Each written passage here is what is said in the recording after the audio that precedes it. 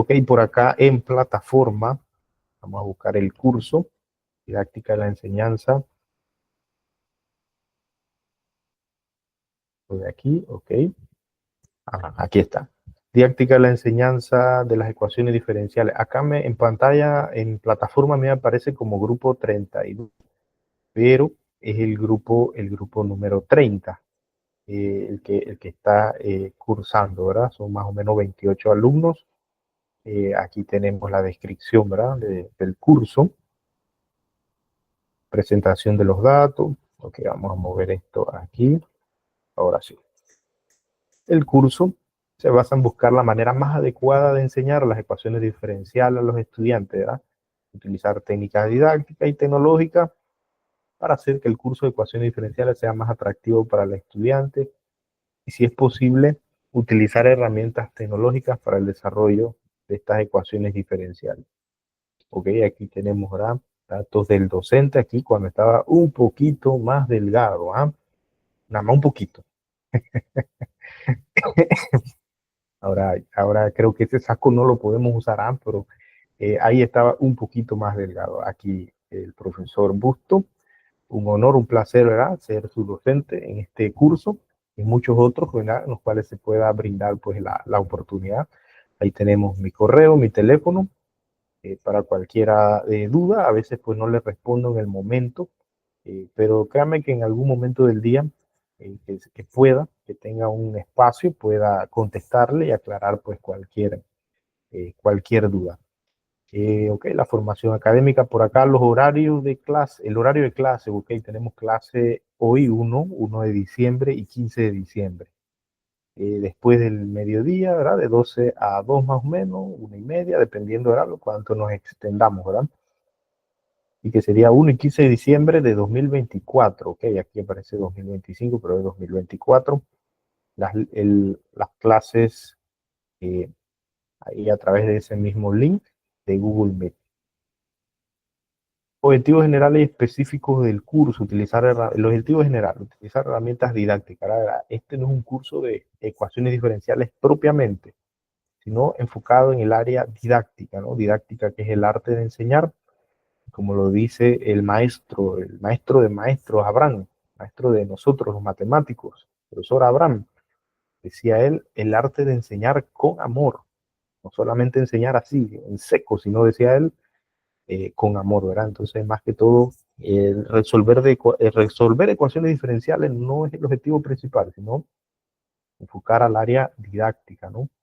Esa pues que es muy difícil y que se adquiere con bastante práctica, bastante, digamos, amor, ¿no? Hay que ponerle amor y empeño al asunto para poder darle a los chicos, pues, digamos, una base aceptable en el área de matemática. Y digo aceptable porque recuerden que matemática, la mayoría de las personas, la mayoría de los chicos, les cuesta, se les hace difícil. La misma materia por sí sola se hace reacia, se hace imposible a veces por la cantidad de cosas que el alumno tiene que recordar de años anteriores. Entonces, la misma materia por sí sola, entonces nosotros tendríamos que buscar la manera de que ellos tengan acceso a esa información, ¿verdad? Que tal vez nosotros con más práctica y más tiempo de verla, se nos hace más fácil, pero a los chicos, primera vez que ven un tema, a veces se les hace súper difícil. Entonces es algo pues en donde no solamente nosotros tenemos que poner de nuestra parte, sino ellos, ¿verdad? Es un conjunto de cosas, ¿no? El profesor, los alumnos, los padres, aquellos, ¿verdad?, que son niños pequeños. Ya cuando son un poquito más grandes, pues digamos, el alumno tiene que poner de su parte porque ya está creciendo, ya tiene que tener responsabilidad y ser más serio en eso, ¿no? En querer aprender. Dentro de los objetivos específicos, identificar los tipos de ecuaciones diferenciales, comprender la necesidad de realizar programación en el aula adaptadas al grupo, desarrollar habilidades necesarias para reconocer los aspectos relacionados con las ecuaciones diferenciales y, sobre todo, desarrollar un pensamiento crítico y reflexivo, ¿no?, para reconocer los aspectos primordiales que influyen e intervienen en el desarrollo de una ecuación diferencial al momento de transmitir esos conocimientos a los alumnos. Ok, aquí está el contenido, los temas que se mencionan en la planificación y en el módulo, la bibliografía sugerida, aquí el recurso de la planificación para los que desean, ¿verdad?, observar el módulo en PDF que contiene información referente y los métodos de evaluación por acá, ¿ok? La asistencia que es 10%, más que todo no es porque haya participado en la videoconferencia, en el acompañamiento, sino que es por la entrega de tareas, ¿verdad? Si un alumno pues no entrega ninguna tarea, en asistencia no tendría nada, ¿verdad? O sea, prácticamente sería cero, no asistió, ¿verdad? Y el porcentaje pues en trabajo y actividades pues eh, sería cero, entonces por eso se le colocaría ahí pues no asistió. Los trabajos en clase, tenemos dos trabajitos en clase de 15 y 15, dos asignaciones, el examen final que es 35% o actividad final, ¿verdad? Trabajo final, que hace un total de 100%. Ok, todas las actividades van a estar abiertas desde hoy 1 de diciembre hasta el 31 de diciembre, ¿verdad? Para que en máximo 8 días después del 31 ya usted tenga, ¿verdad?, su evaluación en la plataforma, ¿no? En sus créditos pues ya aparezca el porcentaje y la letra que corresponde, ¿no? Ok, en la unidad temática 1, pues ahí tenemos el tema, ¿verdad?, con sus respectivos indicadores de logro. Antes ¿verdad?, de entrar allí a lo que es pues materia de contenido, ¿verdad? Ahí en plataforma aparece un video motivacional, de hecho dos videos motivacionales, y son los siguientes. Uno que dice La vida es maravillosa, del conferencista colombiano-japonés Yokoi Kenji. Yokoi Kenji. El maestro Saito Satoshi. Miren que hoy 1 de diciembre coloqué este video a propósito, ¿no? Para que lo tenía en otra fecha, pero ya que hoy es 1 de diciembre, lo colocamos hoy y nos habla de una experiencia que tuvo ese conferencista llamado Yokoi Kenji con su maestro allá en Japón, ¿verdad? El video se titula La vida es maravillosa y es una frase que decía el maestro de Yokoi Kenji, el maestro llamado Saito Satoshi. Ok, voy a colocar acá, eh, vamos a desactivar para compartir una pestaña con audio, para que se escuche muy bien el audio. Y ok, vamos a verificar, compartir audio de esta pestaña, ahí va. Voy a desactivar mi cámara y el micrófono para que no se escuche ningún eco. Ok, vamos a ver qué mensaje nos trae este video. Yo tuve un maestro japonés como ustedes, como el maestro colombiano, pero era japonés. Era rarísimo. Era el único maestro que cuando entraba al salón gritaba, ¡Minasan! ¡Kyou wa subarashi hii desu ne! ¡Hoy es un día maravilloso! Y quebrantaba el protocolo de la venia, el saludo, párense de pie, silencio. No, nada de eso. Él solo decía, ¡la vida es maravillosa! Y se subía en el pupitre y gritaba, ¡la vida es maravillosa! Y saltaba, ¡y la vida es maravillosa! Y era el maestro de inglés. Lo miraba y decía, no sé japonés, tengo que aprender inglés en japonés con él. ¿Qué le verá de maravillosa la vida? Y los otros alumnos lo miraban y así comenzó, toda, es una gritadera, con una alegría que ofendía nuestra adolescencia. Y encontrarse con él en los pasillos era horroroso porque lo agarraba uno del brazo. Niño Yokoi, nos encontramos en el pasillo, la vida es maravillosa. Y uno quedaba... Es que yo no lo sabía. Claro, aprendí a esconderme cuando él venía en los pasillos, porque todos se escondían. Uy, agarraron a Kenji, uy, agarraron a fulano. Porque era terrible encontrarse con el maestro Saito Satoshi en los pasillos. A los 18 años me lo encontré por última vez en la estación de Nakayama, la estación del tren. Él venía así caminando, levantó su mirada, y yo lo vi, me vio y dije, ¡ah! No puede ser, pensé yo. 18 años, yo ya me sentía muy adulto, muy exitoso, no puede ser que vaya a gritar. Tomó aire y abrió sus ojitos japoneses lo que más se puede.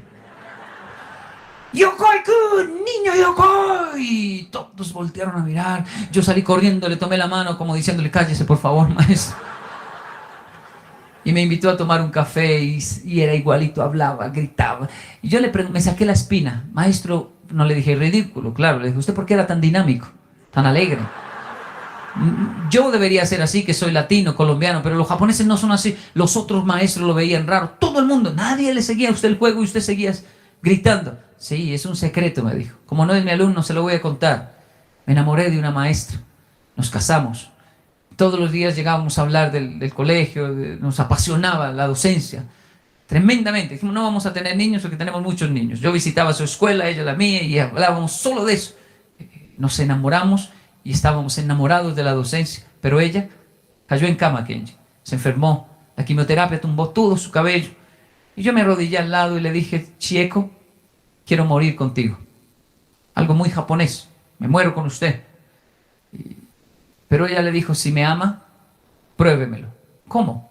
Vaya a enseñar, deme el honor de saber que mi esposo está enseñando, ya que yo no puedo.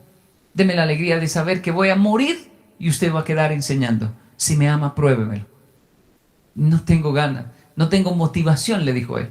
Pero Chieko, su esposa, le dijo, no es motivación, hágalo por amor a mí. Si usted me ama, vaya y enseñe. Y entonces él se levantaba todos los días, se arreglaba, se iba a la escuela. Y antes de entrar a mi escuela me contó, yo allí lloraba, Kenji. Pero le prometí a mi esposa, te voy a probar que te amo. Y ella le dijo, no le cuente a nadie nuestros problemas, dígale a los niños que la vida es maravillosa. Y por eso era que entraba al salón y gritaba, la vida es maravillosa. Ni yo lo creía por lo que estábamos viviendo en ese momento, pero cada vez que lo hacía más fuerte, mi corazón fue cambiando. Cuando él me contó eso, yo no podía mirarlo.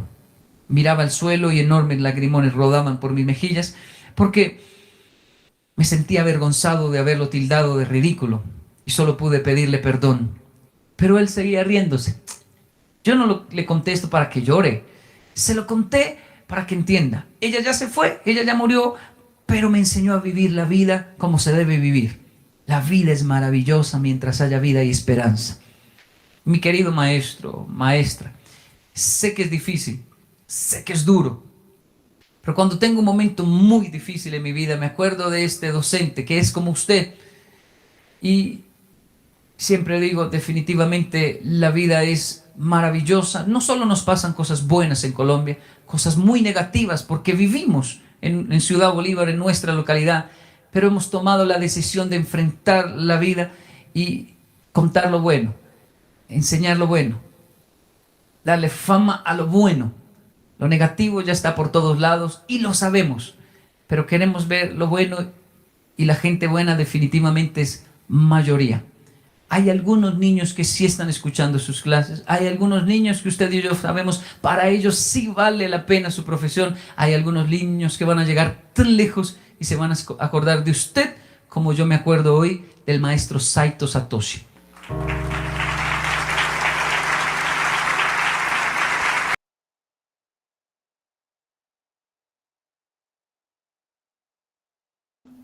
Muy bien, muy bien. Cuando yo veo este video y lo he visto bastantes veces, ¿no? Eh, Hasta cierto punto me conmueve, ¿no? Como a veces pues el docente llega con mil y un problemas al aula de clase y tiene que seguir adelante, ¿no? Tiene que seguir dando su mejor momento, su mejor energía, porque de eso depende el futuro de muchos niños, ¿no? Entonces sí me agrada ese video, ¿no? Como el maestro Saito Satoshi, su esposa murió de cáncer, pero antes de morir ella le dijo, deme el honor de saber que usted sigue enseñando. O sea, para los japoneses, enseñar es un honor. ¿Verdad? De repente acá en Latinoamérica, pues, bueno, una profesión más, ¿verdad? Pero en el caso, pues, de los asiáticos, sobre todo en este caso los japoneses, el ser docente es un honor, a tal nivel que a veces, el otro día viendo un documental, se hablaba de que cuando una persona japonesa pues va a un restaurante y si el maestro está en en el restaurante, debe saludarlo obligatoriamente, ¿no? Ir hacia su mesa, desearle un buen día y saludarlo antes de sentarse en el restaurante. O sea, ¿a qué nivel, no? ¿A qué nivel el respeto, no? Y el honor a esta profesión, ¿verdad? Que es la de la docencia. Entonces ese video pues ahí está colgado en pantalla para que lo puedan pues ver las veces que deseen. El video motivacional, la vida es maravillosa, definitivamente. Mientras haya vida, hay esperanza, decía el conferencista colombiano japonés Yokoi Kenji. Y otro video que aparece allí en plataforma es el de la grandeza de una madre que creyó en su hijo, y es de Pilar Jericó, otra conferencista, un video cortito, vamos a colocarlo ahí para hacerle énfasis, ¿no? En este día especial, el 1 de diciembre. Nuestros hijos son nuestros maestros, son nuestros espejos de aquellas dificultades que a veces tenemos. ¿Cómo vamos a pedir a nuestros hijos que gestionen el conflicto si nosotros no sabemos hacerlo?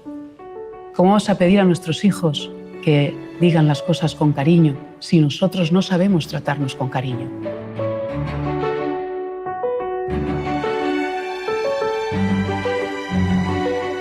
Poder desarrollar la grandeza interna es el primer paso para la educación. Educarnos a nosotros mismos también, porque solo desde ahí podremos despertar la fuerza, el coraje, que sea lo que inspire a nuestros niños. Y esto me recuerda a una de las experiencias que yo leí que más me impactaron, la biografía precisamente de Thomas Alva Edison. Edison nació en 1847 en Ohio, pero a la edad de 7 años él fue trasladado junto con toda su familia, se fueron a Michigan, una ciudad muy fría. Él era el séptimo, el más pequeño de todos los hermanos. Entró en el colegio público, pero tan solo estuvo 12 semanas, porque al cabo de esas 12 semanas, el pequeño Thomas llegó a casa con una cartita que le dijeron en el colegio que solo se lo podía dar a su madre, que solo lo podía leer ella. Así que Thomas se lo entregó a su madre. Y Thomas, cuando se lo dio, no sabía lo que había, lógicamente. La señora Edison abrió la carta y la leyó. Y comenzó a llorar. El pequeño Thomas se quedó preocupado. ¿Qué pasa, mamá? ¿Qué pasa?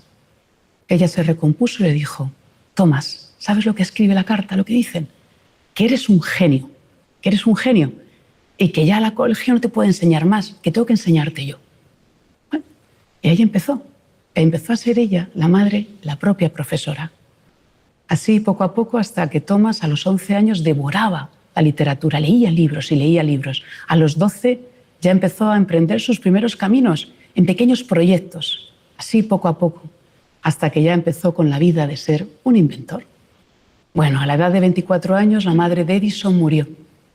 Y Thomas, junto con sus hermanos, recogió las cosas y encontró aquel pedacito de carta que le había llevado cuando él era pequeño del colegio. Cuando abrió la carta para recordar lo que su madre le había dicho, en ese momento Thomas fue quien lloró. Porque la carta no decía lo que su madre le había dicho. La carta decía, Thomas es un niño enfermo mentalmente.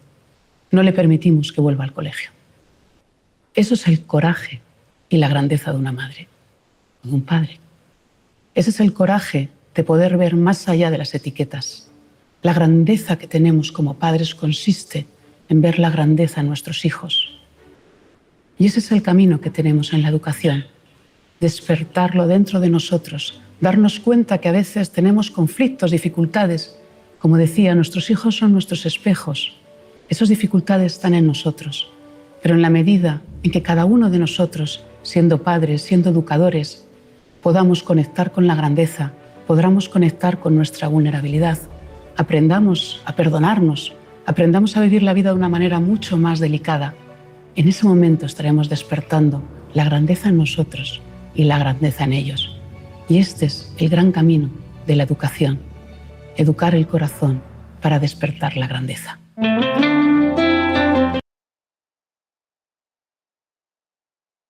Muy bien, muy bien. Educar el corazón para despertar la grandeza.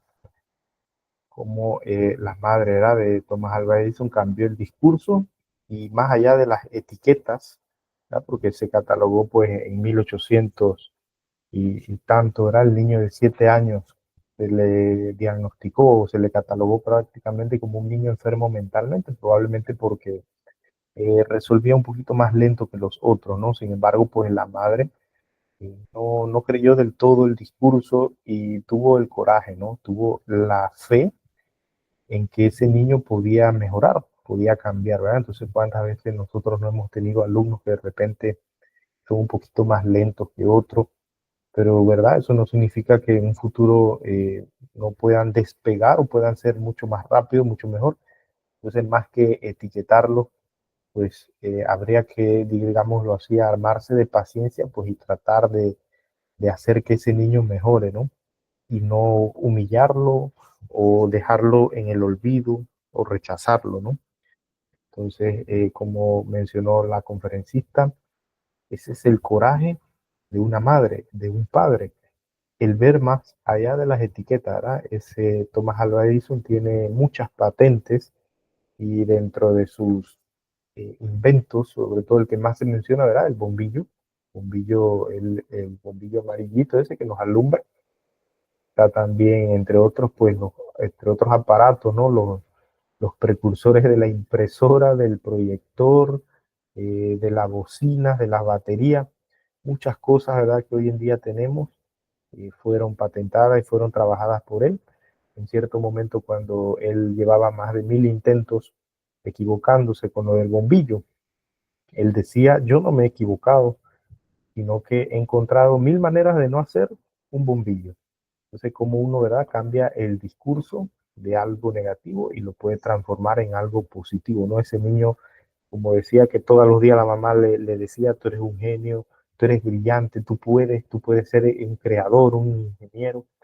Y todos los días desde niño la mamá, pues quien se dedicó a criarlo, a tal punto que ya a los 11 años ya el niño devoraba libros, ya empezó con la vida de ser un inventor, ¿verdad? Entonces eso nos deja una gran enseñanza, algo tangible, algo real, ¿verdad? De lo que ha sucedido a través del tiempo con nosotros los seres humanos, como la docencia, como las palabras pueden cambiar el futuro de un chico, ¿no? Así que hay que tener también mucho cuidado cuando a veces se le dice a los chicos o cuando alguien ha pensado decirle a los chicos, chiquillos brutos, ¿no? O chiquillos no sé qué, cosas así, que de repente tal vez uno dirá, bueno, fue por el momento de ira o algo, pero a veces lo que dice el docente puede marcar al, al chico, ¿no? Y también nosotros como padres, lo que uno le diga a los hijos puede marcarlo. Yo me he topado con muchos alumnos que dicen, es que yo no sirvo para la matemática, o mi mamá dice que yo no sirvo para para las operaciones. Entonces ya ellos van con eso en su mente, ¿no? Muy bien, entonces esos dos videos motivacionales están allí en plataforma, en Moodle. Tengo por acá un muro de frases positivas que va a hacer usted. No es nota, pero me gustaría, ¿verdad?, que participara. El objetivo es motivar al alumno a seguir esforzándose, preparándose para alcanzar sus objetivos académicos. A través de este enlace, ¿verdad? Usted le da clic y lo va a redirigir a una página. Ah, pero no se ve esta página. Vamos ahora a compartir toda la pantalla. Se logra observar porque estábamos a toda la pantalla. Ahí va. Para que podamos observar hacia dónde nos envió. Ahí está. El enlace de Padlet. Ahí un muro de frases positivas, ¿no?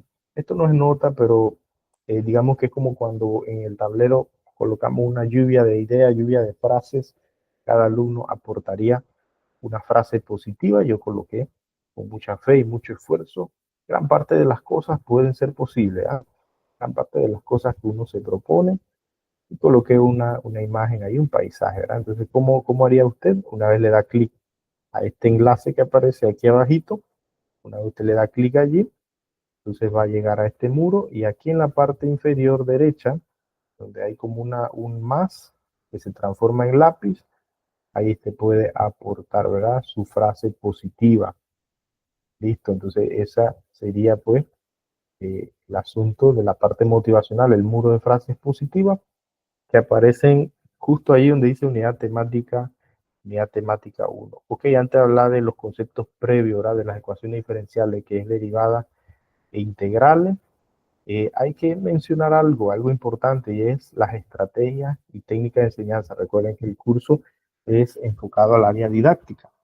Así que tenemos aquí un recorderis, ¿verdad? De lo que es estrategia y técnicas de enseñanza.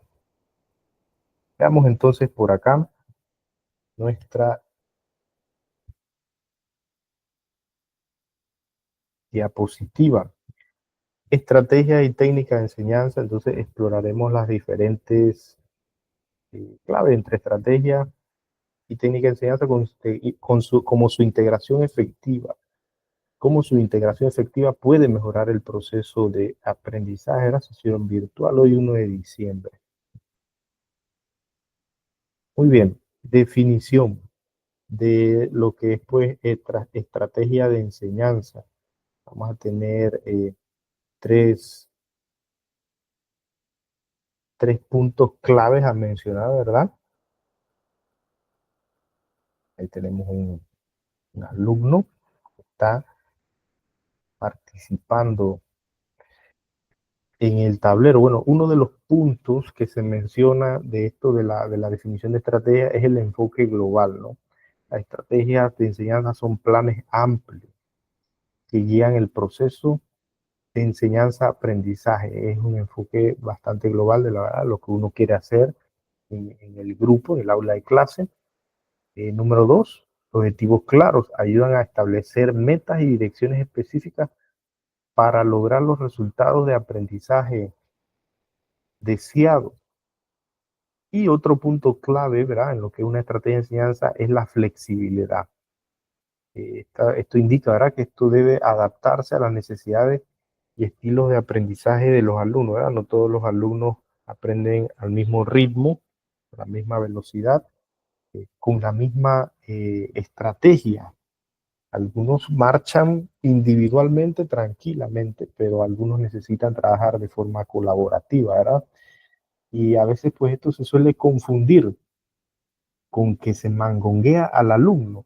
Sin embargo, recuerden, no todos los alumnos eh, estudian y aprenden, ¿ya?, de la misma manera, todos tienen distintas necesidades, entonces hay que adaptar, pues la estrategia es tener un poquito más de flexibilidad, adaptar a las necesidades y estilos de aprendizaje de los alumnos. Podemos ver también las características de, de estas estrategias de enseñanza. Tenemos que tener una planificación. Las estrategias implican una planificación cuidadosa del proceso de enseñanza. No es que la planificación es un marco de hierro, ¿verdad? Pues sí debe funcionar como una guía, ¿no? Una guía. El docente debe, a veces la gente dice que el docente no trabaja, solo trabaja de 7 a 12, de 12 y media a 6, pero resulta que muchos docentes fines de semana, ¿verdad?, tiempo que deberían pasar con la familia, lo invierten en la planificación. O sea, se sientan en una mesa y comienzan a planificar, a ver qué tema, qué actividades, cómo van a hacer esos ejercicios, esos talleres. Y eso, ¿verdad? Como todos los docentes que están aquí, que observan la videoconferencia posteriormente, ¿verdad?, que observan la grabación, no me van a dejar mentir. Eso no demora 10 minutos, esas planificaciones, 15 minutos. Y bueno, habrán algunos que si les tocó pues el mismo nivel, pero en el caso pues de que no le haya tocado el mismo nivel, y que el formato haya cambiado o que las necesidades del grupo sean distintas, eso requiere tiempo. Entonces hay que tener claro, ¿verdad?, que hay que hacer una planificación que, como les mencioné, no es un marco de hierro, pero sí pues debe ser una guía, ¿verdad? Debe implicar una planificación cuidadosa, ¿verdad?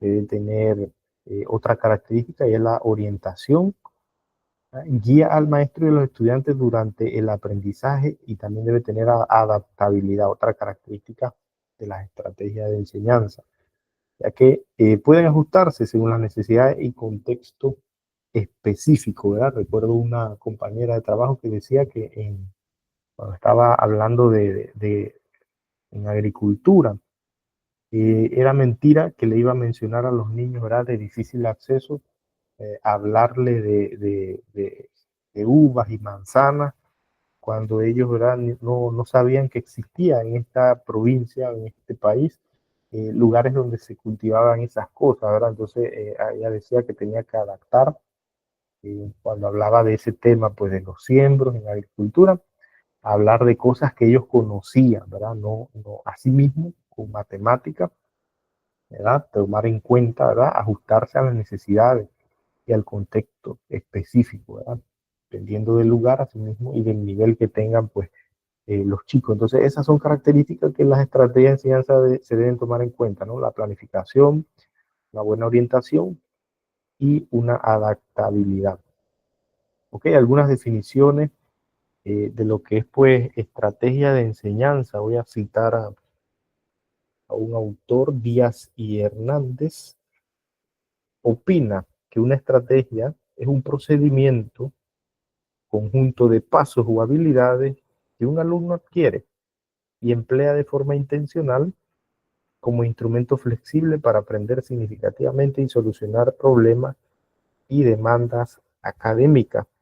Desde este punto de vista cognitivo, el alumno puede aprender de distintas formas, según cómo asimile, retenga la información, habilidad y competencia para el análisis, la transferencia, la inferencia, la generalización, entre otras. Dice, es importante resaltar que el docente en su práctica debe ofrecer experiencias de aprendizaje que desarrollen en los estudiantes un pensamiento reflexivo y activo. Las estrategias de aprendizaje, pues, pueden ser diversas. Entre ellas, pues, dependiendo del proceso que se está trabajando, ¿no? Si es en el área, pues, memorística, una de las técnicas de aprendizaje, ¿ya?, que podría utilizar lo que es el alumno, pues ya sea la repetición simple y acumulativa, el subrayado, cuando resaltan, ¿verdad? Cuando copian, parece mentira, pero a veces cuando tenemos un tema y le decimos a los chicos, bueno, hagan un resumen, que de repente uno pensará, van a hacer lo mismo, o sea, el tema está en las copias, pero que ellos hagan un resumen. Pero ¿qué sucede en ese resumen?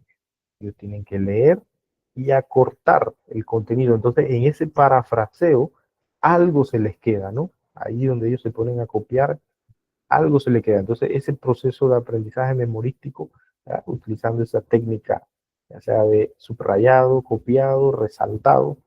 Cuando ya queremos, pues, un aprendizaje más significativo, podemos incluir estos parafraseos con imágenes, mapas mentales, hacer analogías, hacer un pequeño glosario de palabras clave como el abstract, ¿verdad? Que los artículos aparecen. Si queremos que el alumno, pues, tenga un proceso ya de organización, entonces ya ahí podríamos utilizar, pues, mapas conceptuales, mapas, redes semánticas, mapas mentales, cuadros sinópticos, ¿verdad?, en donde se haga una jerarquización y organización, pues, de la información.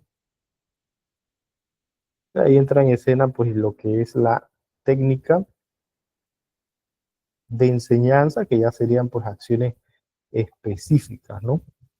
Las técnicas de enseñanza son métodos, procedimientos ya concretos utilizados en el aula. Tenemos diversas estrategias, pero cuando ya queremos algo ya específico, ya es algo más concreto, son herramientas prácticas, proporcionan formas específicas de transmitir información, facilitar el aprendizaje, tiene un enfoque operativo, se centra en la aplicación práctica y hay una variedad de opciones, gama de técnicas, desde la lluvia de ideas hasta las dramatizaciones. En la materia de español recuerdo yo que cuando hacíamos dramatizaciones, que todavía recuerdo, ¿verdad?, mire que recuerdo más eso que otros temas, las dramatizaciones, en cuanto, pues, a una novela que nos colocaban a leer y hacer, pues, nuestro resumen crítico y todo eso. Pero ¿qué recuerdo? Recuerdo las dramatizaciones, o sea, el nivel de impacto de esa técnica, ¿verdad?, de enseñanza, que dura a través del tiempo, ¿no? Como teníamos nosotros que vestirnos de Don Quijote, de la Mancha, y Sancho Panza, etcétera, ¿verdad? Y decir pues todos los diálogos. Entonces esas dramatizaciones nos llevaron a pues a recordar por más tiempo el tema que se estaba tratando, ¿verdad? A través de esa obra literaria. ¿Qué características tienen las técnicas de enseñanza? Bueno, tienen objetivos más específicos, ¿no? Las técnicas de enseñanza se enfocan bastante en lo que es pues las metas de aprendizaje más concretas, ¿no? Eh, Otra característica son los instrumentos prácticos, proporcionan herramientas y métodos aplicables en el aula. Sobre todo por una participación activa también, que es otra de las características, una participación activa en la cual se fomente la participación y el compromiso de los estudiantes. Y también otra característica de las técnicas de enseñanza es que estimule la creatividad, ¿verdad? Pueda inspirar la innovación y el pensamiento creativo del alumno, ¿verdad? En un tema, estuve viendo en un tema en la semana científica del asunto de plano inclinado, todo lo que era las fuerzas de fricción que actúan sobre un objeto. Los chicos tenían que hacer unas maquetas en la materia de física, y cómo ellos incluían los elementos que mencionaba un problema, cómo se imaginaron. Entonces, allí la creatividad de ellos voló, ¿verdad? Se reunieron en una casa, los del grupo, y haciendo la maqueta, pues allí estaban leyendo el problema y viendo todos los detalles del problema, ¿verdad? Que involucraban lo que eran las fuerzas de fricción, el peso, lo que era el objeto, el grado de inclinación del plano y todo eso. Entonces los chicos estaban reforzando a través de eso y estimulando la creatividad. Me decía un chico, profesor, esta actividad, nunca la voy a olvidar, dice, el día que nos reunimos a hacer la maqueta, ¿verdad? Decían ellos, estábamos llevando a la realidad, decían ellos, estamos llevando a la realidad un problema que estaba en un papel, dice. Entonces, eso, ¿verdad? Demuestra cómo algunas técnicas de enseñanza para desenvolverse en una actividad hacen que el alumno explote, ¿verdad? Su creatividad. Ok, tenemos que tener claro también, ¿verdad? Las diferencias entre las estrategias y las técnicas de enseñanza, ¿verdad? Resulta que las estrategias tienen un alcance, pues son más amplias, mientras que las técnicas son más puntuales, ¿verdad? Más concretas. El enfoque, el enfoque también de las estrategias de enseñanza, resulta que las estrategias se centran en objetivos generales y las técnicas en los objetivos específicos. Y en cuanto a la flexibilidad, pues la estrategia es un poquito más flexible porque es más abarcadora y las técnicas son rígidas y concretas. Entonces, ¿cómo sería pues un ejemplo? Un ejemplo para diferenciar el asunto de la estrategia y la técnica. Por ejemplo, en una estrategia, ¿verdad?, de enseñanza, yo quiero que los alumnos trabajen de manera cooperativa, colaborativa, en grupo, pues. Mi estrategia de enseñanza es que trabajen en grupo. ¿Sí? Pero ya la técnica, pues, la técnica de enseñanza, van a trabajar en grupo, pero ¿a través de qué técnica? Si yo quiero, pues que trabajen a través de un estudio de caso, ¿verdad? Se van a reunir y van a brindar sus opiniones para resolver el problema, ¿verdad? Están trabajando, eso se puede hacer individual, entonces ahí sería pues una estrategia de enseñanza no colaborativa, sino individualista, pues.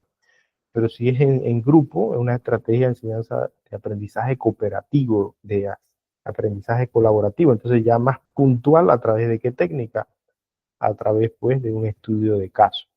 Y de igual manera, ¿verdad? También el aprendizaje basado en problemas sería pues la estrategia, y en eso pues pueden hacer una técnica pues ya sea mapa conceptual o lluvia de ideas, juego de roles, entre otras. Entonces, en ese caso, pues la estrategia es como visto de forma general y la técnica ir a lo puntual, a lo concreto, cómo van a ser, ¿verdad? De acuerdo al tema que se está estudiando. Algunas técnicas de enseñanza Por allí pues hay que tener en cuenta está la de la gamificación.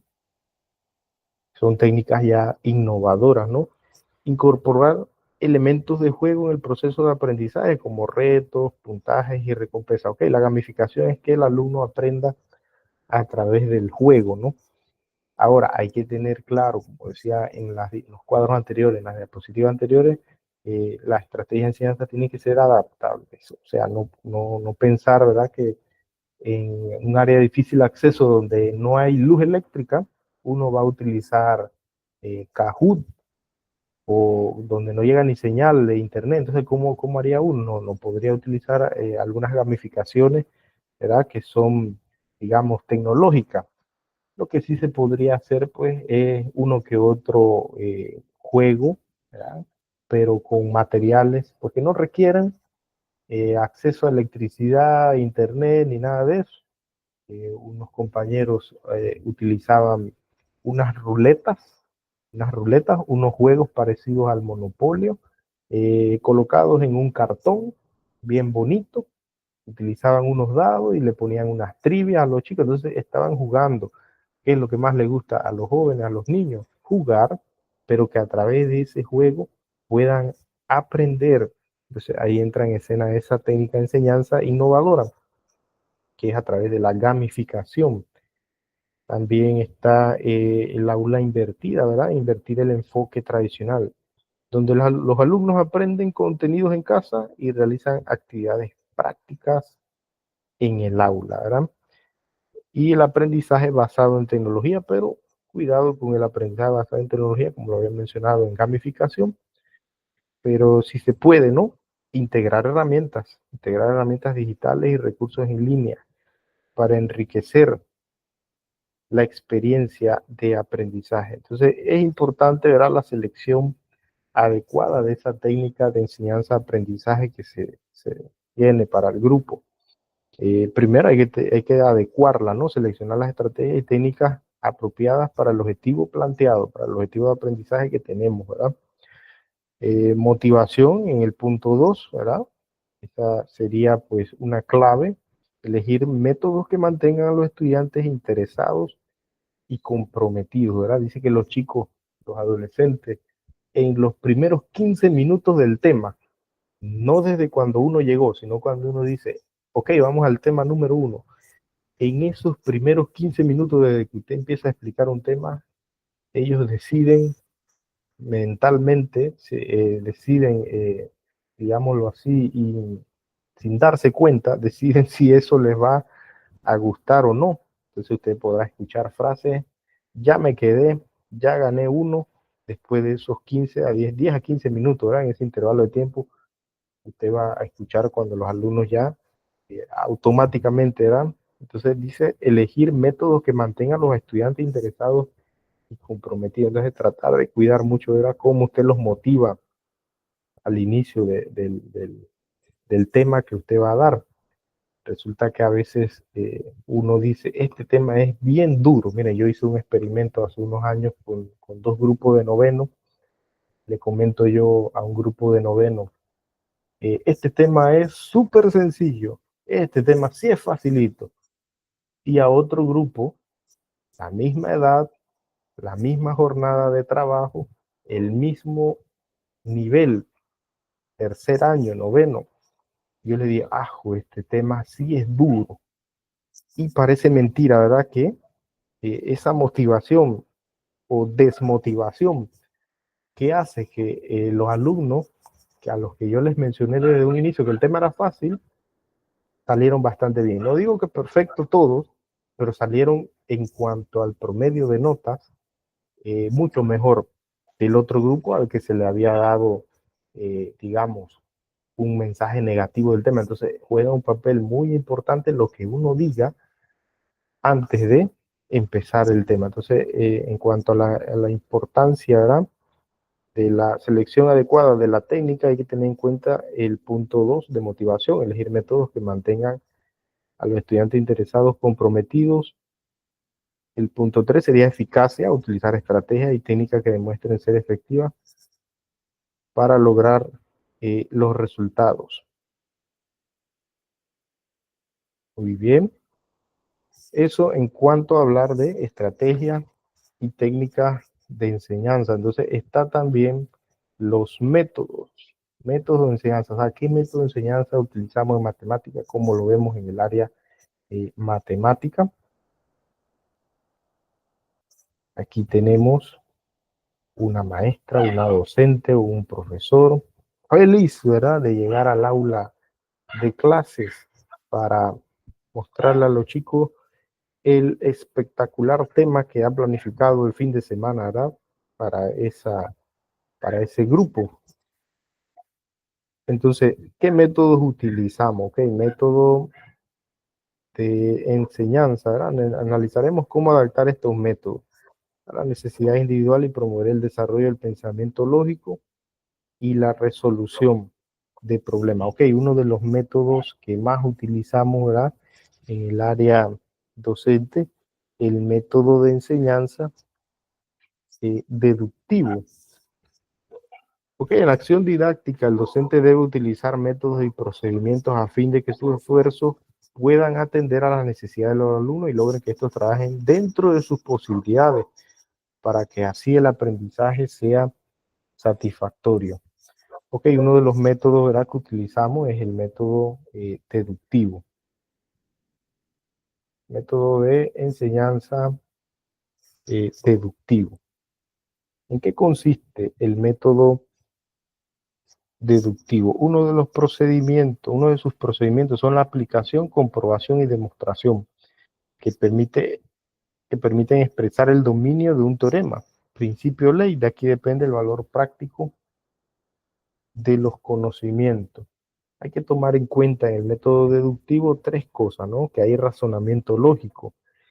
El método deductivo se basa en un proceso de pensamiento lógico que parte de principios generales para llegar a conclusiones específicas, o sea, parte de lo general para llegar a lo particular, ¿no? Por ejemplo, cuando nosotros damos el tema teorema de Pitágoras, colocamos teorema de Pitágoras y colocamos, ¿verdad?, la fórmula, ya sea para calcular la hipotenusa o la fórmula para lo que es el cateto.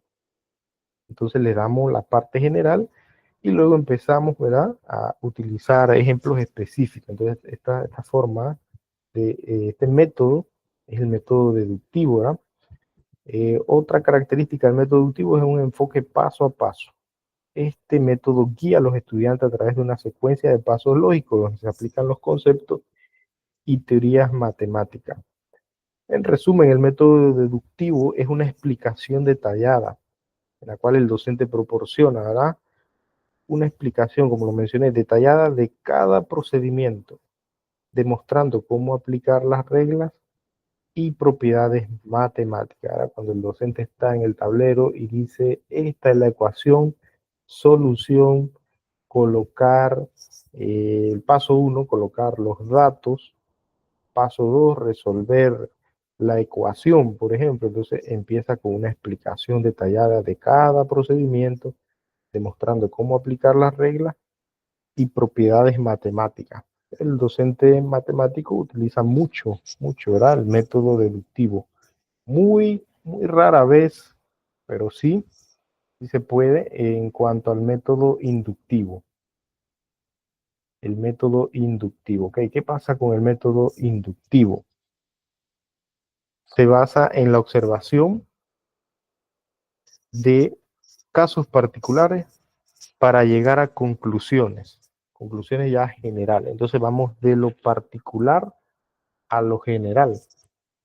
¿Ya? Entonces digamos que el alumno empieza experimentando y luego va a deducir, ¿verdad? Se presenta la información por medio de casos particulares, sugiriéndose que se descubra el principio que lo rige. Se considera imprescindible para los procesos heurísticos, es decir, un redescubrimiento.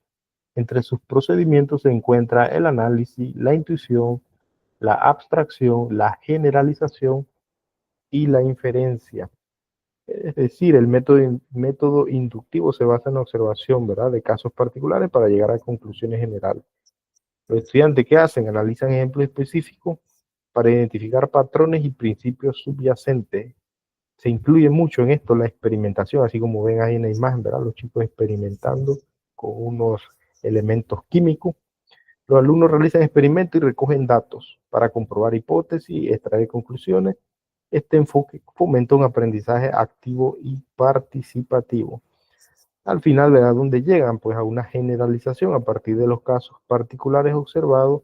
Los estudiantes inducen reglas, leyes, teorías más generales. Esto les ayuda a entender conceptos de manera más profunda. Obviamente sí, se va a demorar más tiempo uno, ¿verdad? Con un método inductivo, pero se comenta que es un método que fomenta el aprendizaje más activo y más participativo.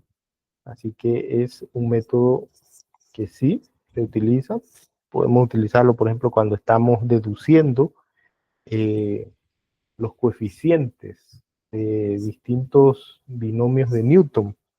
Podemos utilizar un triángulo de Pascal, sabiendo pues que cada resultado en la fila siguiente va a ser una suma de los dos que están arriba, con el triángulo, ¿verdad?, de Pascal, pues en el caso de que ellos descubran todos los coeficientes del binomio de Newton dependiendo de la potencia n, ¿no?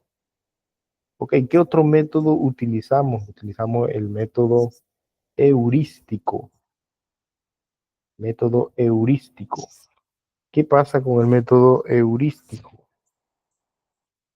Consiste en que el docente incite al alumno a comprender antes que a fijar los conocimientos. Se refiere a procedimientos creativos que el alumno debe realizar a través de la guía del profesor para descubrir o resolver situaciones problemáticas. Ok, esto involucra un aprendizaje activo de igual manera, ¿verdad?, que el método inductivo. Aumenta la participación de los alumnos, quienes exploran conceptos matemáticos a través de la resolución de problemas y el uso de recursos didácticos. En la guía del docente, bueno, eso cumple un papel crucial, brindando andamiaje y orientando a los estudiantes a través del proceso de descubrimiento y resolución de problemas. Entonces, esto también pues involucra pues una colaboración entre pares, ¿no? Los alumnos trabajen de forma colaborativa. Promueve el trabajo en equipo, donde los estudiantes intercambian ideas, debaten y se apoyan mutuamente en la búsqueda de solución. El método heurístico, por ejemplo, cuando en el concepto de límite, cuando X tiende límite al infinito, ¿verdad? Pues que tenemos un resultado, y es que cada vez que tenemos 1 sobre X y X tiende a infinito, el resultado es 0. Entonces ahí en ese método, aplicando el método heurístico, ¿verdad?, podemos colocar en el tablero el problema, el límite cuando 1 entre X tiende a infinito es igual a 0. El alumno, no le decimos desde un inicio que es igual a 0, pero el alumno va reemplazando en el denominador números grandes, cada vez más grandes, a tal punto, ¿verdad?, que el alumno descubre y resuelve el problema, que es que entre más grande el denominador, el resultado tiende a 0. Entonces, en ese tema, por ejemplo, se puede aplicar el método heurístico. También en el método que más, digamos, el método que más utilizamos los matemáticos es el método algorítmico. El método algorítmico, ¿verdad? Hay un personaje muy famoso, Mohamed Ibn Musa al-Khwarizmi, cuyo apellido era al-Khwarizmi, de ahí se deriva algoritmo. Resulta que el algoritmo o un algoritmo, ¿ya?, son una serie de pasos ordenados para llegar a un resultado o solución deseada. Es cuando los hechos de la información son presentados así, a través de unos pasos ordenados para llegar a una solución o a un resultado deseado. De allí la palabra era algoritmo, se refiere a un conjunto de instrucciones, digamos que es como una receta, ¿no? Cuando uno tiene la receta para hacer el arroz con pollo, entonces hay una serie de pasos, ¿verdad? No es tirar todos los ingredientes en la paila, sino una serie de pasos para que ese arroz con pollo del día del docente quede exquisito, ¿verdad? Entonces, en matemática existen varios algoritmos para distintos problemas, por ejemplo, en la división algebraica de polinomios. Eso se da por allá en 8º grado, en la división algebraica. Hay que llevar una serie de pasos. De lo contrario, no se va a poder resolver la división, ¿verdad? Tomando en cuenta que el paso número 1 es ordenar tanto el dividendo como el divisor y completarlo si es necesario. El alumno previamente ya debe saber lo que es ordenar un polinomio y completarlo. Y luego seguir pues la serie de pasos donde se divide cada término, primer término del dividendo con el divisor. Aplican las operaciones básicas de exponente, de división de monomio.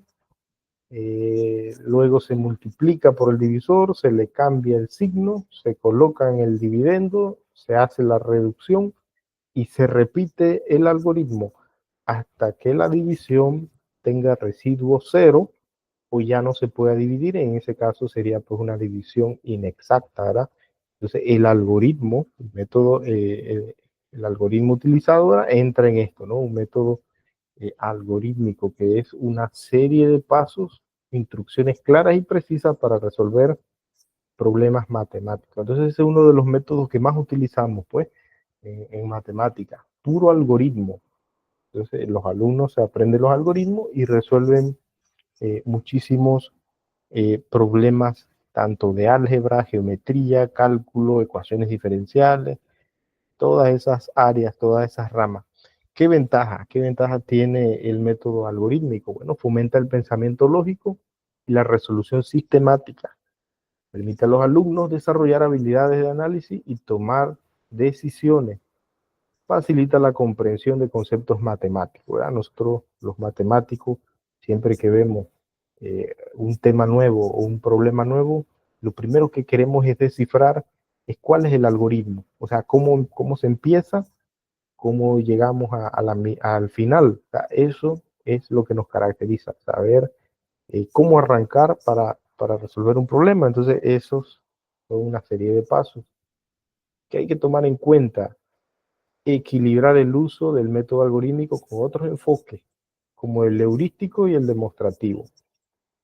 Ya que podemos combinar los métodos, ¿no? Para promover un aprendizaje más profundo y significativo de las matemáticas.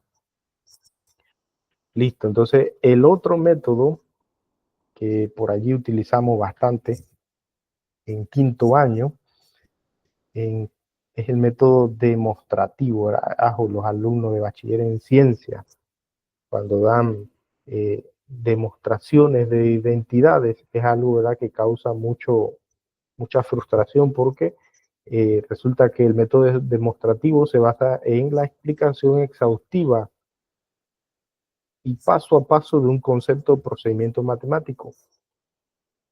Tiene que usar mucho razonamiento lógico, conceptos previos, ¿no? ¿Cómo el docente utiliza este método? Bueno, el docente resuelve ejemplos en la pizarra, mostrando cada etapa del proceso y verbalizando sus pensamientos para que los estudiantes puedan seguir el razonamiento. Es decir, cuando se están demostrando, por ejemplo, en identidades trigonométricas, llegando de un brazo al otro en una igualdad, hay que verbalizar nuestros pensamientos, como lo dice allí, era el modelo de resolución del método demostrativo. Es decir, cada cosa que usted va colocando en el tablero, usted verbalice, usted háblelo, ¿verdad? Que no sea, como decía un alumno, profe, mi profesora o mi profesor llega y copia todo el problema y no dice una sola palabra. Y entonces nos dice, ahora denle ustedes. Entonces es difícil porque nunca escucharon qué estaba pasando por su mente cuando resolvía cuando colocaba cada renglón de procedimiento. Entonces uno de los modelados de resolución del método demostrativo es que el docente en cada etapa verbalice sus pensamientos, ¿verdad? Usted va a resolver una potencia de 3. Aquí 2 elevado a 3 Recuerden, 2 por 2 por 2, eso da 8. Entonces, verbalice sus pensamientos, ¿verdad? Dice, para que los estudiantes puedan seguir ese razonamiento, copiar ese razonamiento lógico-matemático. En el método demostrativo es común utilizar la práctica guiada, ¿verdad? Los estudiantes resuelven ejercicios similares bajo la supervisión del docente, quien ofrece retroalimentación y apoyo cuando es necesario, ¿verdad? Ejercicios similares, yo siempre utilizo pues, ejercicios que van de menos a más, de menor nivel a mayor nivel de dificultad. Listo, entonces esto es pues, en cuanto a lo que es los métodos de enseñanza. A veces se puede utilizar la tecnología en la enseñanza para que el alumno pues tenga una herramienta de visualización de los conceptos matemáticos de una manera pues más dinámica, ¿no? Y tenga, digámoslo así, un aprendizaje kinestésico más moderno, ¿verdad? Digámoslo tecnológico. Ahí tenemos, ¿verdad? Para lo que es las estrategias de enseñanza para estudiantes con diferentes estilos de aprendizaje, está el aprendizaje visual, el auditivo y el kinestésico, ¿verdad? Visual, donde los alumnos pues solamente con ver diagramas, gráficos y representaciones visuales te ayudan para aprender mejor. Otros les gusta que haya una explicación detallada, incluso algunos alumnos, recuerdo en un colegio privado me decían, profesor, puedo grabar la explicación, grabar el audio, así yo escucho y entiendo mejor. Miren, no es tanto grabar en video, sino grabar, dice el audio, su explicación. Y eso pues es muy raro en un alumno, ¿verdad? Que quiera grabar la explicación solamente en audio, ¿ya? Entonces dice para llegar, que esa información le llegue de manera auditiva, ¿no? Y más eficiente. Pero por lo regular la mayoría pues nos gusta que el aprendizaje sea no solo visual, ni auditivo, sino que kinestésico, ¿no? En donde se proponen actividades prácticas, experimentos y proyectos manuales que permitan a los estudiantes aprender a través de la manipulación y el movimiento. Entonces, eso nos lleva al siguiente punto, y es el que para las ecuaciones diferenciales tenemos que tener claro dos conceptos matemáticos, ¿no? Y del cual pues hay una tarea allí en plataforma, que es hacer un cuadro en el que se describa lo que es derivada e integral. Vamos a buscar por acá un cuadro comparativo de conceptos, ¿no? Y se haga un cuadro comparativo de conceptos de derivada e integral.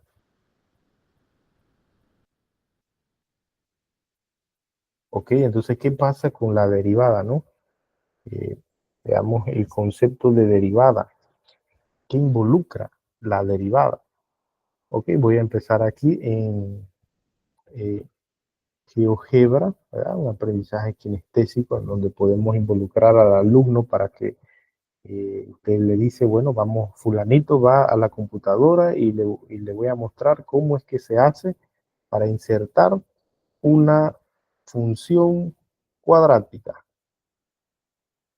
Por ejemplo, esa que está allí. Vamos a colocarle aquí 0.5. Ahí está. Esa función cuadrática. Ok, ¿qué va a suceder en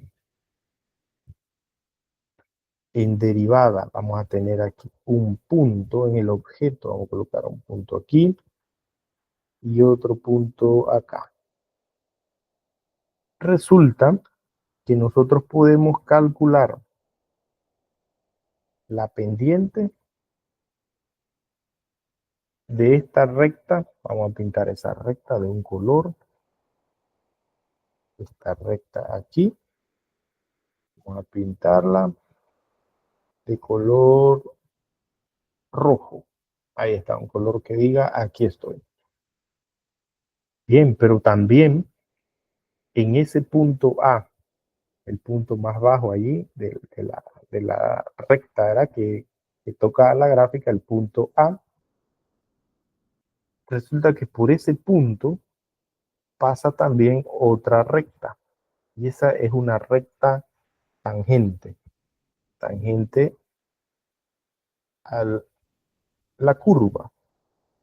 Esa recta vamos a pintarla de otro color, ¿ya? Para que el objeto geométrico, que es la curva, sea de color negro y la recta tangente, vamos a poner un color vibrante ahí, un color verde, ¿ya? Entonces, miren todos los conceptos previos que debe tener el alumno para trabajar con ecuaciones diferenciales. Debe saber qué es derivada, qué es integral y bueno, saber derivar y saber integrar, ¿verdad? Porque esas son operaciones, son consideradas operaciones matemáticas, derivar e integrar. El alumno de ecuaciones diferenciales debe saber, ¿verdad? No solo derivar e integrar, sino qué es eso, pues, qué representa eso. Ok, resulta que si yo trazo aquí una distancia, vamos a trazar un objeto perpendicular aquí, otro objeto perpendicular de aquí, acá, una intersección entre estos dos puntos, aquí, y vamos a marcar este segmento de aquí a aquí. Bien, voy a desaparecer este objeto de acá. Objeto visible, de aquí, también. Vamos a desaparecerlo. O vamos a dejarlo la perpendicular. Ok, hay una distancia. Aquí, distancia entre dos puntos, entre el punto A y el punto C. Ahí está, se va marcando automáticamente. Miren, estamos haciendo una interpretación geométrica de lo que es la derivada. Y aquí, a través de un aprendizaje kinestésico, dice, se propone una actividad práctica, un experimento, un proyecto manual que permita a los estudiantes aprender a través de la manipulación y el movimiento. Entonces, incluyendo esto, pues, de forma tecnológica, estamos mezclando varias cosas, ¿no? Incluyendo el movimiento, ¿verdad? Uno dirá, profe, pero eso no se está moviendo. Resulta que el concepto de derivada va de la siguiente manera, ¿no? Tenemos dos puntos y se plantea buscar la pendiente de la recta tangente, o sea, la recta que está de color verde. Pero para calcular la pendiente yo necesito saber las coordenadas de dos puntos y la recta tangente pasa por un solo punto. Entonces ese problema se considera imposible de resolver hasta que se incluye el concepto de límite. Es decir, ¿qué pasaría si yo acerco el punto B al punto A? Miren cómo va cambiando la distancia. Entonces aquí estamos manipulando el objeto, ¿verdad?, de estudio. Estamos experimentando que el alumno viene, uno le dice, Pedrito, venga acá a la computadora y mueva el punto B para arriba y para abajo. Quedan los compañeros, ok, mira qué sucede. La distancia entre el punto A y el punto C, ¿verdad? Ese punto C va derechito, por decirlo así, con el punto B. Entonces está marcando la distancia en la coordenada X del punto A y del punto B, ¿verdad? El incremento en X. ¿Qué sucede? Que entre más acerco el punto B al punto A, la distancia, el incremento de la variable X, de la coordenada en X de cada punto, se hace cero. Entonces se me ocurre algo. Me estaban preguntando cuál era la pendiente de la recta verde. Para calcular la pendiente necesito tener dos puntos. Pero ¿qué pasa si yo aplico el concepto de límite y hago que la variable X sea tan pequeña, el incremento en X sea tan pequeño que se vuelva cero? Resulta que la recta roja, que era una recta secante, se convierte en la recta verde. ¿Ya? Miren cómo de arriba se acercó a tal punto que el punto B quedó como un punto tangente y la recta roja se convirtió en una recta tangente. Eso solo sucede si la distancia entre los dos puntos tiende a cero, la distancia en X, el incremento en X. Entonces allí, con eso, se mata, se resuelve, por decirlo así, el problema de la derivada, que es encontrar la pendiente de la recta tangente en un punto cualquiera de la curva. Entonces ese problema súper difícil, que era irresoluble, se pudo entonces con el concepto, ¿verdad?, de límite, el concepto de pendiente, de cómo se expresa matemáticamente la fórmula, pues, para derivar la derivada por definición. Se expresa de la siguiente manera. Vamos a colocarlo por acá. Vamos a buscar aquí donde diga ISML 2024. Agregamos una, aquí está. Esta es sesión 1 de diciembre. Sesión 1. Ya, entonces esto es ecuaciones diferenciales. Listo, vamos entonces a colocar acá en renglones y vamos a pegar nuestra imagen que traímos de allá de GeoGebra. De ya al alumno, obviamente eso le va a demorar uno como 2 horas, las 2 horas de clase explicando solo el concepto. Pero créanme que es mejor que si colocamos la fórmula y empezamos, esto tiene que derivarlo, derivarlo. Al final el chico te va a derivar, pero si tú le haces la pregunta, ¿qué es derivar? No te va a saber responder, ¿verdad? Entonces, hay que explicarlo de mil y unas maneras y si es posible utilizar, ¿verdad?, el software para que él vea lo que en papel, en palabras se mencionaba, que era que cuando las gradas se acercan lo suficiente, es decir, el incremento en X se hace tanto, se hace tan pequeño que nuestra distancia tiende a cero. Entonces ahí eso es derivar, encontrar el valor de la pendiente en cualquier punto de la curva.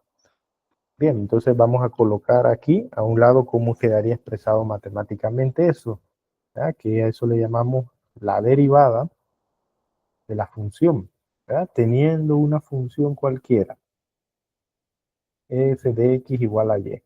Entonces, teniendo una función cualquiera, la derivada, ¿verdad?, supongamos que es una cuadrática, acá 2x cuadrado más 5x menos 1, una cuadrática o una lineal, cualquier función, ¿verdad?, se puede derivar por definición.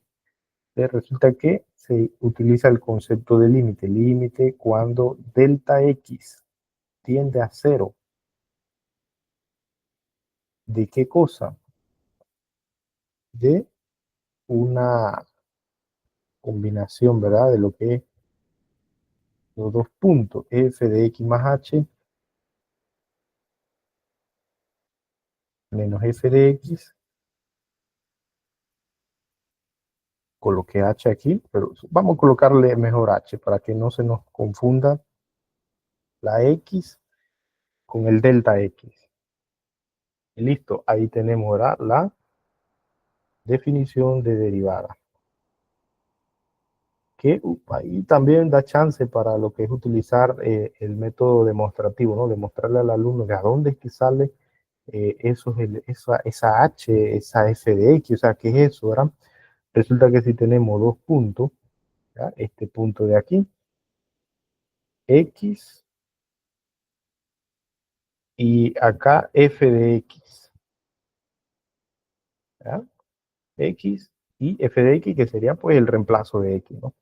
El otro punto, el punto B, expresado así de forma general, x más h. ¿Por qué más h? Porque resulta que aquí hay una distancia. Vamos a pintar esto de amarillo aquí. Resulta que aquí hay una distancia. Entonces, si acá el punto A tiene la coordenada x, f de x, entonces, ¿qué sucedió de aquí a acá? Hubo un incremento. En este caso, pues lo estoy representando con la letra h. Entonces, el punto que viene, el punto B, tiene un incremento en cuanto a la coordenada A del punto A más h. Entonces se dice x más h. Resulta que así empieza el punto B, x más h. ¿Por qué? Porque se incrementó la coordenada x. ¿Y cuál es la parejita de ese x más h? Bueno, reemplazar x más h, f de x más h. Listo, ya tenemos las dos coordenadas. Entonces, utilizando, ¿verdad? Lo que es la pendiente, la fórmula de pendiente dice que es la variación de las y la variación de las x. Entonces, esa x, esa y, recuerden que tenemos dos puntos, el punto A, que es x, f de x, y el punto B, que sería x más h, y la pareja de x más h, f de x más h. En los libros aparece, en vez de la letra h, aparece delta x, pero para evitar confundir la letra x con delta x, yo prefiero utilizar el delta x por la letra h, la h por la letra delta x. Ok, entonces la pendiente, ¿cómo sería? Sería, dice, restar las coordenadas que son las coordenadas y. Y2 menos Y1. Esto es Y2 y esto es Y1. Restar las X. X del punto 2 y X del punto 1. X2, X1. ¿Ya? Entonces nótese cómo con colores, los alumnos le van a captar a uno un poquito más rápido. Entonces todo eso forma parte, ¿no? de la didáctica, que cuando estemos en el tablero, si usted necesita tener un bolsito, ¿verdad? Con marcadores de colores, perfecto, porque así usted va a poder subrayar, resaltar, y los alumnos, por experiencia, los alumnos van a comprender un poco mejor cuando usted utiliza colores en el tablero. Ok, entonces la pendiente dice y2 menos y1. Bueno, en la parte superior de la fracción tenemos f de x más h menos f de x. ¿Qué es lo que aparece acá arriba? F de x más h menos f de x. Y en la parte de abajo del denominador tendríamos las restas de las coordenadas x. Resulta que es x más h menos x. Entonces uno dirá, oh, stop, ¿qué pasó aquí? Allá arriba en la fórmula, en la definición de derivada, solamente está la letra h. ¿Y por qué acá está así? Ah, pero resulta que esto de aquí, la letra x, se cancela con la otra letra x y queda h nada más, ya, x menos x y queda h. ¿Ya? Entonces, por esa razón, en la definición de derivada tenemos solamente la letra h, porque al restar las coordenadas de x positivo, x negativo, entonces solo queda h. Ya, esa es la pendiente, ¿ya? Pero como nosotros teníamos dos puntos, entonces le agregamos esto. El límite cuando h tiende a 0, o sea, entre más pequeño entre más pequeño se hace la distancia en la coordenada x, ese incremento se vuelve 0, entonces la recta roja termina siendo la recta verde. Ese es el concepto de derivada, ¿no? Derivar entonces es buscar la pendiente de la recta tangente en un punto cualquiera de la curva. Cuando usted deriva, lo que encuentra es una expresión matemática que representa la pendiente de la recta tangente a un punto cualquiera de la curva. Entonces, acá en la actividad dice cuadro comparativo de conceptos, derivada. Ahí era, usted le toca dice, haga un cuadro entre los conceptos de derivada e integral. Ok, ¿qué sucede con integral?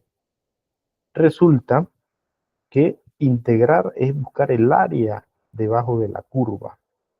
El área debajo de la curva.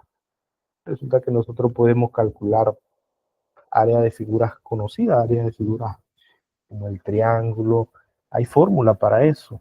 Pero ¿qué pasa cuando nuestra expresión matemática no es convencional? O sea, está formada por una curva. Resulta que se tiene que integrar, encontrar el área bajo la curva. ¿Cómo sería? Entonces, aquí en GeoGebra podemos utilizar, ¿verdad?, el comando integral. Vamos a colocar aquí integral. ¿Y cuál voy a usar? Voy a usar la tercera, ¿eh? Función, extremo inferior, extremo superior. Me dice la función, entonces la función, ¿cuál es? La función es y igual 0.5 x al cuadrado. Y de allí viene el extremo inferior. Ok, ¿qué puedo utilizar de extremo inferior? Vamos a decir que aquí menos 2.5, pues menos 2.5 es el eje horizontal, ¿no? El extremo inferior, menos 2.5. Flechita hacia la derecha y queda en el extremo superior, menos 1. Listo. Allí automáticamente el área bajo la curva, y se percatan allí, se observa cómo hay cientos eh, de rectángulos que se colocan debajo de la curva. Entonces, la suma de todos esos elementos rectangulares, ¿ya?, debajo de la curva hacen el área.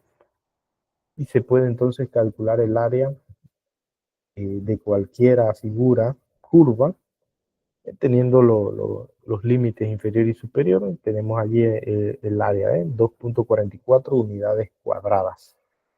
El área bajo la curva es entonces integrar y encontrar la pendiente, ¿verdad?, de la recta verde, es entonces derivar de la recta tangente. Estos dos conceptos matemáticos que se requiere conocer para ecuaciones diferenciales. Saber qué es derivada, saber qué es integral. Ese es el trabajo en clase número 1, cuadro comparativo. Ahí está el formato aquí arriba, formato de cuadro. ¿Qué tiene que hacer usted? Entonces colocar aquí en ese cuadro qué es derivar y qué es integrar. Si usted quiere, le anexa un ejemplo, pero allí nada más es conceptos. Qué es derivar, qué es integrar, y ya pues lo he mencionado en el video, así que si desea, pues copia lo que yo dije o lo busca más técnicamente en Google o en el módulo, el concepto de derivada e integral. ¿Qué otra tarea? La tarea número 2. Tarea número 1, el cuadro comparativo. Tarea número 2, un tríptico sobre el origen de las ecuaciones diferenciales. Entonces, ¿cuál es la instrucción? Dice, lea el módulo e investigue el origen de las ecuaciones diferenciales siglos XVII, XVIII. Ahí en el módulo aparece información referente a eso. Si usted quiere, amplía la información utilizando pues cualquier buscador, ¿verdad?, conocido, de lo que es pues ecuaciones diferenciales, y luego elabora un tríptico ilustrado. Puede utilizar la herramienta Canva, donde hay muchas plantillas para hacer tríptico. Lo que tendría que hacer es cambiarle, ¿verdad?, la información que tiene por la que usted va a proporcionar de lo que es el, el tríptico, ¿no?, el de las ecuaciones diferenciales. ¿Qué otra tarea puede ir adelantando, ¿verdad?, de la semana 1 y la semana 2? Lo que es un mapa mental, que sería la asignación 1. Lean el módulo la clasificación de las ecuaciones diferenciales y luego elabora un resumen a través ya sea de un mapa conceptual, mental, sinóptico, cuadro comparativo, infografía o cualquier otra estrategia resumidora, ¿verdad? Un mapa mental, un mapa con un cuadro comparativo. Por ejemplo, ¿verdad?, por acá tengo un ejemplo breve de eso, para que lo tomen en cuenta. Por ejemplo, esta alumna, ¿verdad?, de este es el cuadro. Miren qué cuadro hizo para derivada integral. Puso definición, notación, aplicación, teorema fundamental, ¿verdad? Ahí ella se extendió, ¿verdad? Amplió bastante esa del cuadro de conceptos de derivada e integral. En cuanto al cuadro comparativo del origen de las ecuaciones diferenciales, por acá, ¿verdad?, cómo utilizaron la información le agregaron imágenes, todos los personajes que participaron ahí, ¿verdad? En el desarrollo de lo que es ecuaciones diferenciales. Y el tríptico, ajá, quería mostrarle acá el tríptico, era la estrategia resumidora de el origen y la clasificación de las ecuaciones diferenciales. Aquí está, ¿eh? Esta compañera lo hizo a través, pues, de un cuadro en el que compara, ¿verdad? El tipo de ecuación, la descripción, el método y ejemplo. Pudo haber sido, pues, ahí no se menciona que hay que dar ejemplo, pero más que todo es un resumen de la clasificación de ecuaciones diferenciales. Bien lo puede dejar en cuanto a la que es la ecuación, la descripción, método de solución y listo. Si quiere le coloca un ejemplo. Y así, este es un ejemplo de cómo otra persona, ¿verdad?, clasificó las ecuaciones diferenciales. Esto sería todo por el momento. Para la siguiente sesión, lo que vamos a hacer es, pues, a explicar el trabajo final que involucra ya tener conocimiento de cómo resolver una ecuación diferencial sencilla, ¿verdad? Nos vamos a ir por lo más sencillo, que vaya, hay ecuaciones diferenciales que son bastante complejas, pero nos vamos a ir por lo más sencillo. Por ahora, estas actividades, digámoslo así, estas actividades teóricas, como lo era, pues, el concepto de derivada integral, la clasificación de las ecuaciones y el origen de las ecuaciones diferenciales que aparece en el módulo. Listo, nos vemos la próxima sesión, que va a ser el 15 de diciembre. Y recuerden, con su amor y dedicación, transforman vida y construyen un futuro mejor para todos, ¿verdad? Feliz día a todos los maestros en ejercicio y los que no, Dios primero. Esa va a ser la mejor profesión que van a tener en su vida, porque van a dejar huellas en muchos alumnos, muchos niños, muchos adolescentes. Será entonces hasta la próxima. Saludos.